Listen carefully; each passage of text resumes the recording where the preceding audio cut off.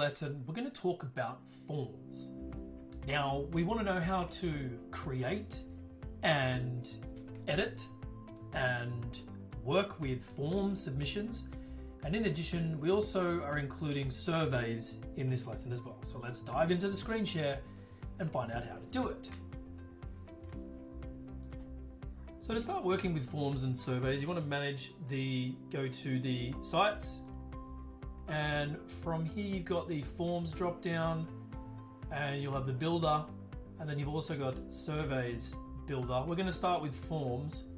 So let's look at the forms builder. So forms are essentially how you capture any information from a user. So you think about this in terms of a website, a landing page, a quiz, a questionnaire, or really anything that requires user input. So look, we start with the form, we create a new one, and what we're able to do then is drag fields over to the form.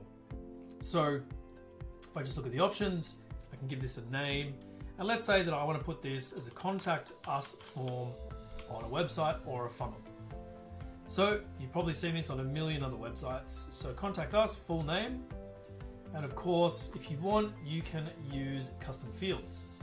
So any of the custom fields that you've built, you can add them in here. And of course, if you want to create one that isn't in your list already, you can create it here.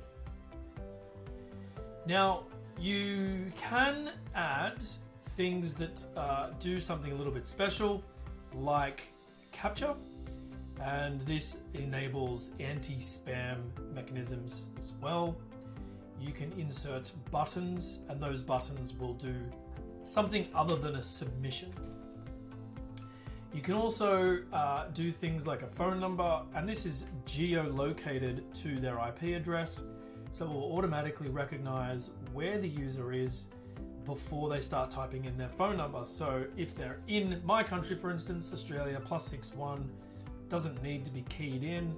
You just type in the phone number in the format that you're used to locally, which is omitting the +61 out of it entirely. So usually you can omit. Now the little asterisk means that the field is mandatory. So if we click on a field, we've got the title, we've got the placeholder, and you've got the query key. Now you can leave the query key blank. Essentially what it does is it parameterizes the form and will populate the form with values from, say, a cookie. So this is how sticky forms work. And essentially what it does is it replaces the variable full name with the value in the parameterized URL. So I wouldn't worry too much about that. It is a little bit advanced, and too advanced for this lesson. But here we can make this mandatory by clicking on required. Once we're happy, we simply click off and we get the options back. So this is how you build a form.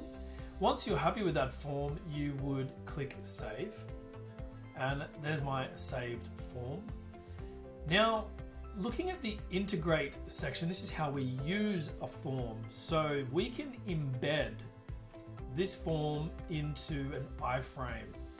So essentially what this means is that it will render this form anywhere that a browser can render HTML. Right, so let's have a look at one of these in action. So I have a website called Growthable, and the landing page, which is the first page, is my form, which is not working. Anyway, we'll figure that out. It's probably because I haven't paid my subscription. But anyway, so we'll have a form in which we can embed onto any website or any, as I say, anything that's rendering HTML. And then the other one is link, right? So you can actually just link this form. So if someone was to click that link, it would just take them directly to that form. And this is actually quite handy if you just want someone to fill out some details. You don't have to go and build a funnel and embed the form into the funnel. You can simply just send them the link to the form like this. And of course, when you have a form submission trigger to do something on the workflow, then Bob's your uncle. So what this also allows you to do is when you've created this form, you've got a name. The name is Contact Us, right? And then on submission, you want to know what it's going to do. So either open a URL or just display a message. So it could be on submission, you just go, thanks for your submission,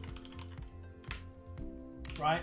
You're also able to put a Facebook pixel ID for tracking. So this is remarketing to anybody that lands on this page. And what it says here is you're already going to be using Facebook pixel IDs inside of funnels. So you're not required to put the Facebook pixel ID here because they're not actually hitting the form, they're hitting the survey or funnel. And if you do want to use a pixel ID as a standalone form, you can look at pixel events. And so this is the different types of events for Facebook pixels.